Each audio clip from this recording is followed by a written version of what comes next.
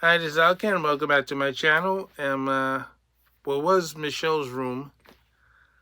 Um, the craziest thing I've seen today on the internet is the Jean Carroll saga continues. Now, I know that's over. This on what you call it? On appeal, whatever. I don't know if you remember, but while during the second trial, she said that she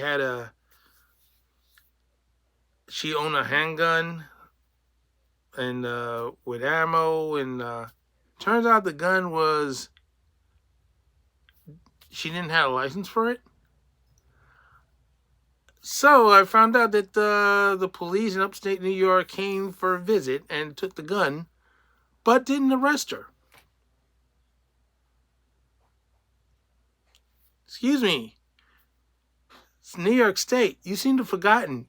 You don't like people with illegally purchased handguns on the streets, and you like to arrest these people and take guns away from people, but for some strange reason you didn't arrest Jean Carroll? Are you doing selected enforcement here or something? Because that's what it seems to be. Because if I had an illegal gun, no license for it, and I blared it out, I'll be leaving out of here in handcuffs. So, what is their excuse that they didn't arrest her? Oh, they're going to hold on to the gun until she gets a license. No, you're supposed to lock her up. I don't give a crap. This is what I don't like about New York. I mean, 2005, we go on strike for 2 days, and they hit us with the tail law, or they force us to go across the picket line and screw us over.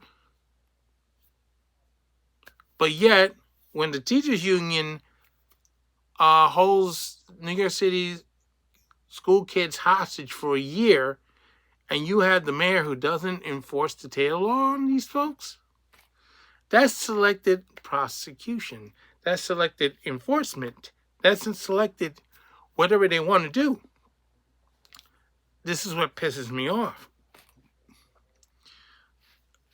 Bill de Bozo was so hunky-dory with the teachers union.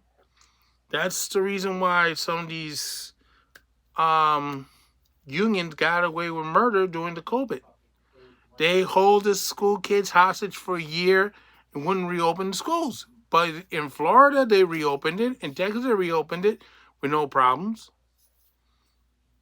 And it turns out, the COVID thing didn't really affect school kids. It affected adults, but not the kids. See? Selected enforcement. That's what I call it. So they did selective enforcement on Jean Carroll. See, they don't let Trump get away with anything in New York, but let her get away with an illegal handgun. And, here he is. You have a state that's trying to take away guns away from people. You have gun-free zones and all that stuff, and it doesn't always work because the criminals don't listen to those things. Like that migrant who shot up a store in Midtown and injured a tourist, and then you had police being shot at Times Square. Those two areas are gun-free zones. Then you had the incident on the A train in Brooklyn, and the A train, the subway is a gun-free zone, but he still brought a gun onto the train. That guy who started that fight with the individual, Nostra Avenue to Hoyt Skimmerhorn, I think that was an illegal gun too. And the funny thing was that guy, he started the incident. He thought he was one of the individuals involved in another Times Square incident where they The 5 individuals were involved in beating up the police over there, and Braggs let them go. Turns out the guy wasn't one of them. In fact, the person was Egyptian, legally here. So again, I call it selective enforcement. Means they select whatever laws they want to enforce. The criminals, they don't enforce the laws on. But your civilian who trying to defend themselves, oh, they hit them with the book because that's what they care about. They want the criminals to do what the hell they want to do, but not the civilians. No, civilians can't do that because we're going to lock you up instead because it's a lot more fun. And of course, they're doing the same thing with Trump. So you're saying, oh, what they're doing to Trump, they're not doing to anybody else? That's bullshit because they're doing it to everybody else.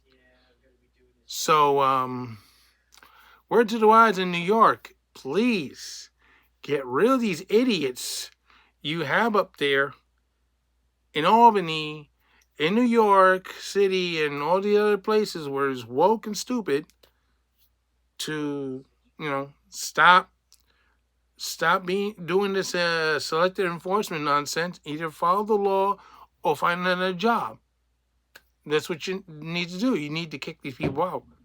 Because if you don't, the United States is going to keep going down the toilet more and more and more and more. And, the National Guard is not going to be everywhere to help you when you have more problems. Despite the fact they say that crime is down, yeah, it may be down, but it's not all the way down like it was before COVID. So that's a whole lot of bullcrap. In fact, we just had a 9-year-old girl got punched in the face today in Grand Central Station. 9-year-old, she didn't do anything to this person. This person just whacked her in the face for no reason. So, known by the cops, by the way, is an excuse. Again, selective enforcement. So this is how I can say so long for now. Don't forget your stock. These politicians have.